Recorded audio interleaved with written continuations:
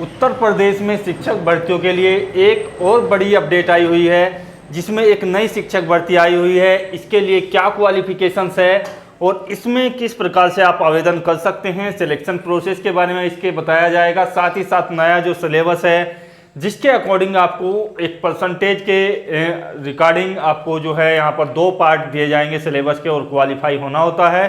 तो पूरी की पूरी प्रोसेस इस वीडियो के माध्यम से आपको दी जाएगी। यदि आप भी उत्तर प्रदेश में शिक्षक बनने की जो है इच्छा रखते हो तो ये वीडियो आपके लिए काफ़ी ज़्यादा यूजफुल होगा। तो जो दोस्त नए हैं सब्सक्राइब कर लें चैनल को और वीडियो को शेयर जरूर कर दें। यहाँ पर आपको जानकारी दे दें कि उत्तर प्रदेश में LT ग्रेड शिक्षक के 8166 पदों के लिए जो है अधियाचन भेजा जा चुका है, और इसके लिए जो है एक आयोग आपका भर्ती कराता है जिसका नाम है UPPSC। तो UPPSC इसकी भर्ती कराता है, और इसके लिए UPPSC जो है अपना नया संशोधित कैलेंडर जारी करेगा। नए कैलेंडर में आपको जो है इस भर्ती के जो आपकी डेट वगैरह है उसकी जानकारी आपको मिल जाएगी। तो न्यू कैलेंडर इसका जारी कर दिया जाएगा, और इसके लिए जो है जून माह में आपका जो कैलेंडर है वो जारी किया जाएगा। उसमें आपको जो है UPPSC का एक निश्चित पैटर्न होता है।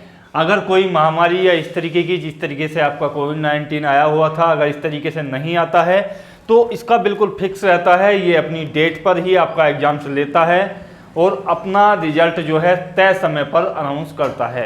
तो ये जो है काफ़ी अच्छी संस्था मानी जाती है, और शिक्षक भर्ती में पारदर्शिता लाने के लिए LT ग्रेड शिक्षकों की जो भर्ती है वो UPPSC के माध्यम से कराई जाती है। तो यहाँ पर यदि बात की जाए इसके लिए ऑनलाइन आवेदन के बारे में, तो जिस तरीके से अधियाचन आपका भेजा गया है उसमें देखते हुए ये जो आपका ऑनलाइन आवेदन की तिथि है, ये देखेगा UPPSC के माध्यम से आपका ऑनलाइन आवेदन होगा, और ये जो अगस्त मंथ में आपका होगा, यानी कि अगस्त मंथ में आपका जो है ऑनलाइन आवेदन हो जाएगा। और इसके लिए जो शुल्क है वो कुछ ज़्यादा नहीं रखा जाता है। जनरल कैंडिडेट्स के लिए 125 शुल्क रखा जाता है। अन्य जो कैंडिडेट्स हैं, चाहे आपकी रिजर्वेशन कैटेगरी है या महिला हैं, तो इसमें आपका जो रखा जाता है रिजर्वेशन कैटेगरी है, चाहे SC है या ST है या आपकी महिला है या PH है कैंडिडेट्स, उनके लिए केवल 25 रुपये का शुल्क यहाँ पर रखा जाता है। जो इसकी एप्लीकेशन फीस होती है वो काफ़ी कम है। तो यहाँ पर इसके लिए क्वालिफिकेशंस क्या है वो मैं आपके लिए डिस्कस कर रहा हूँ, और साथ ही साथ एज लिमिट के बारे में यदि बात की जाए कि एज लिमिट इसकी क्या होती है, तो देखिएगा एज लिमिट जो है सामान्य जाति के लिए यानी कि जनरल कैंडिडेट्स के लिए 21 से आपकी 40 वर्ष तक होती है। बात करें यहाँ पर OBC की आयु सीमा के बारे में, तो देखिएगा OBC को जो है यहाँ पर 3 वर्षों की छूट दी जाएगी, यानी कि उनकी जो एज लिमिट है वो 43 ईयर्स तक मान्य रहेगी। बाकी SC ST या महिला कैंडिडेट्स हैं उनको जो है यहाँ पर 5 वर्ष एक्स्ट्रा दिए जाएंगे, यानी कि आयु सीमा में 5 वर्ष की छूट दी जाएगी। 45 ईयर्स तक उनका जो है आवेदन कर सकते हैं और सिलेक्शन के चांस बनते हैं। दूसरी जो इसके लिए आवश्यक क्वालिफिकेशंस हैं, तो क्वालिफिकेशन में नंबर 1 पर आपको चाहिएगा ग्रेजुएशन, यानी कि UG आपके पास होना चाहिए कम से कम 50% मार्क्स के साथ।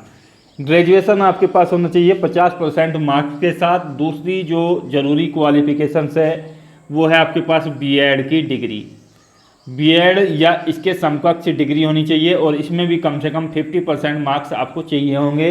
हालांकि SC और ST कैंडिडेट्स के लिए ये जो मार्क्स हैं ये 45 रखे जाते हैं, यानी कि SC और ST को जो है इसमें छूट दी जाती है और 45 तक रखी जाते हैं दोनों ही कैटेगरी के लिए। तो SC ST कैंडिडेट्स को छूट है, बाकी के लिए जो है 50% चाहिए होंगे, चाहे महिला हो, OBC हो या जनरल कैंडिडेट्स हो। तीसरी बात इसमें निकल कर के आ रही थी कि आपके लिए क्या UP टेट या इस तरीके का CTET वगैरह भी चाहिएगा क्या, तो ये देखिएगा UP टेट या CTET इस तरीके का जो आपको क्वालिफिकेशन में कुछ भी नहीं रखना है, यानी कि इसकी कोई आवश्यकता नहीं है। तो केवल 2 जरूरी आवश्यकता है आप लोगों के लिए, ग्रेजुएट आपके पास होना चाहिए और BEd आपके पास डिग्री होनी चाहिए। तो क्वालिफिकेशंस आपकी क्लियर हो जाती है। सिलेक्शन प्रोसेस और इसका जो सिलेबस है इसके बारे में बात कर लेते हैं। उससे पहले मैं आपको बताना चाहूँगा आपकी एग्ज़ाम डेट के बारे में। तो एग्ज़ाम डेट जैसा कि मैंने आपको बताया कि अपने कैलेंडर में निश्चित कर देगा यूपी पीएससी, और आपको तय समय पर ये परीक्षा देनी होगी। इसके लिए केवल और केवल आपका एक ही एग्ज़ाम्स होगा, और ये जो एग्ज़ाम्स है ये आपको जो जहाँ तक संभावना है अक्टूबर या आपको नवंबर माह में निश्चित ही देखने को मिल जाएगा। तो इन 2 माह में से किसी भी माह में या तो अक्टूबर के लास्ट में आपका हो जाए या नवंबर के शुरू माह में आपका एग्ज़ाम हो जाएगा। तो ये अगस्त में फॉर्म भरा जाएगा और उसके लगभग 45 से 50 दिन के बाद आपका जो रिटन एग्ज़ाम्स है आमतौर पर यूपी पीएससी ले लेता है। तो ये आपके लिए एग्ज़ाम डेट के बारे में बात थी। अब बात कर लें इसके नए सिलेबस में क्या चेंजेस हुआ है और कैसे आपका सिलेक्शन होता है। तो इसके जो सिलेक्शन प्रोसेस की यदि बात की जाए तो इसका जो सिलेक्शन है वो आपका एक रिटन एग्ज़ाम्स के तौर पर होता है, और रिटन एग्ज़ाम जो है केवल और केवल एक ही बार में लिया जाता है।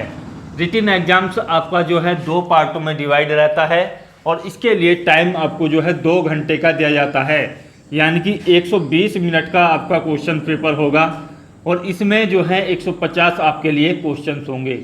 तो कुल मिलाकर के आप समझ सकते हैं कि टाइम की जो वैल्यू है वो बहुत ज़्यादा है इसमें। साथ ही साथ एक बड़ी अपडेट इसमें रहती है कि इसमें जो कैंडिडेट्स हैं वो नेगेटिव मार्किंग से जो है काफ़ी ज़्यादा नुकसान उठा बैठते हैं, क्योंकि नेगेटिव मार्किंग जो है आमतौर पर 1/4 की होती है, लेकिन यहाँ पर जो नेगेटिव मार्किंग है 1/3 की अप्लाई की जाती है, यानी कि 33% की 0.33% जो मार्किंग है वो नेगेटिव मार्किंग इसमें अप्लाई की जाती है। और इसमें जो है आपका समझ सकते हो आप लोग कि एक क्वेश्चन से यदि आपका गलत हो जाता है और आप जो हैं उसके बाद दूसरा क्वेश्चन करते हैं वो भी गलत हो जाता है, और तीसरा भी आपका गलत हो जाता है, तो जो 4 क्वेश्चंस में से यदि आपने एक सही किया है और 3 गलत कर दिए हैं तो आपको जो है यहाँ पर 0 अंक दिया जाएगा। ये मैटर होता है 1/3 मार्किंग का या 0.33% का। तो ये नेगेटिव मार्किंग आप लोगों के लिए अप्लाई रहती है। इसमें जो है क्वालिफाई करना होता है। ये नेगेटिव मार्किंग इसलिए ज़्यादा हैवी पड़ जाती है क्योंकि क्वालिफाई करना होता है जनरल कैंडिडेट्स को, ओबीसी कैंडिडेट्स को, चाहे आप फीमेल हो या मेल हो 40% पर, और एससी और एसटी कैंडिडेट्स को जो है 30% पर। और इसमें जो सबसे बड़ी बात है कि ये क्वालिफाइंग स्कोर जो है आपको 2 पार्ट दिए जाते हैं। इसमें पहला जो पार्ट होता है पेपर का, पेपर में आपके जो है पेपर आपका एक ही होता है, लेकिन इसके जो पार्ट हैं वो 2 होते हैं। पार्ट 1 आपका जो होता है वो होता है यहाँ पर जनरल स्टडीज़ का। जनरल स्टडीज़ इसका कहने के लिए ही है, इसमें सामान्य ज्ञान के अलावा कुछ क्वेश्चन 2-4 क्वेश्चन मैथ के भी रहते हैं, रीजनिंग के भी रहते हैं, और यहाँ पर सामान्य ज्ञान के भी क्वेश्चंस रहते हैं। तो कुल मिलाकर के ये कहा जाए कि लगभग 15 से 18 क्वेश्चंस इसमें सामान्य ज्ञान के आ जाते हैं, बाकी 10 से 12 क्वेश्चन मैथ और रीजनिंग वगैरह के आ जाते हैं। तो इसमें कुल मिलाकर के पार्ट 1 में 30 क्वेश्चंस आपके आते हैं, और 30 क्वेश्चंस आपके जो हैं 30 अंक आपको देते हैं। इसी का पार्ट 2 है, पेपर आपका एक ही होगा, 120 मिनट में ये पेपर्स होगा, और इसके लिए आपको 2 पार्टों में डिवाइड होगा। दूसरा पार्ट जो है पार्ट 2 वो आपका अपना जो आप रखते हो वो सब्जेक्ट है, चाहे आपने जो जिस तरीके से टीजीटी में सब्जेक्ट सिलेक्शन होता है उसी तरीके से यहाँ भी होगा। एक तरीके से एलटी ग्रेड इसका नाम है, लेकिन ये टीजीटी के समकक्ष ही पद है, और टीजीटी की तरह ही इसमें योग्यता होती है। जैसे आपका 8 वर्ग वाले स्टूडेंट्स के लिए काफ़ी परेशानी होती है जो लेते हैं यहाँ पर एसएसटी सब्जेक्ट, तो उनके लिए क्या है कि 4 सब्जेक्ट में से आपका सिलेक्शन होता है। एक आपका हिस्ट्री होती है, एक आपका पॉलिटिकल साइंस होती है, और एक आपका जो है इकोनॉमिक्स होती है। तो यहाँ पर काफ़ी ज़्यादा दिक्कत उन लोगों के लिए आ जाती है। और चौथा जो आपका सब्जेक्ट होता है वो यहाँ पर ज्योग्राफी होता है। तो यह 4 में से 2 सब्जेक्ट आपके पास कम से कम ग्रेजुएशन में होने चाहिए, तभी आप जो है इस एग्जाम्स के लिए योग्य हो एसएसटी से। उसी तरीके से हिंदी के लिए जो है आपके पास ग्रेजुएशन में हिंदी के साथ साथ संस्कृत होनी चाहिए, तो आप जो है इसके लिए योग्य हो। साइंस में यदि बात की जाए तो साइंस में कम से कम 2 सब्जेक्ट आपके पास होनी चाहिए, चाहे तो बायो हो, उसके साथ साथ फिजिक्स होना चाहिए, या फिर आपके पास केमिस्ट्री होनी चाहिए। तो कोई 2 सब्जेक्ट इसमें होने चाहिए, या तो ये हो या ये हो। मैथ या संस्कृत या अन्य जो सब्जेक्ट है इंग्लिश वगैरह हैं उनके लिए कोई प्रॉब्लम नहीं होती है। केवल एक ही सब्जेक्ट आपके पास ग्रेजुएशन में हो तो भी आपका काम चल जाता है। सबसे ज़्यादा जो परेशानी आती है वो SST स्टूडेंट्स को आती है, हिंदी को आती है, और बायो का अलग से वैकेंसी निकलती है तो वो उसके लिए अलग से भी डाल सकते हैं। साइंस वाले पार्ट में भी आ सकते हैं यदि आपके पास फिजिक्स या केमिस्ट्री है। तो इसमें क्या होता है कि जूलॉजी और बॉटनी 2 होनी चाहिए आपके पास, तब आप इसमें आवेदन कर सकते हैं। अपना सब्जेक्ट जो है 120 क्वेश्चंस इसमें आएंगे, 120 अंकों के ये होंगे। तो इसमें भी आपको जो है यहाँ पर भी 40% पर अलग क्वालिफाई होना पड़ेगा, यहाँ 40% पर अलग क्वालिफाई होना पड़ेगा पार्ट 1 में और पार्ट 2 में।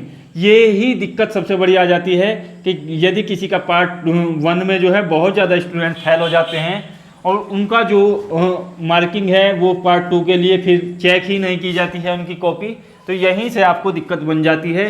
ये परीक्षा पैटर्न जो है आप लोगों के लिए काफ़ी ज़्यादा मुश्किल होता है क्योंकि यहाँ पर क्वालिफाइंग स्कोर आपको लाना होता है। आशा करता हूँ वीडियो के माध्यम से ज़्यादा से ज़्यादा कंफ्यूजन आपके दूर हुए होंगे। कोई कमेंट्स है तो कीजिएगा और कोई दुविधा है तो बताइएगा। जय हिंद, धन्यवाद, जय भारत।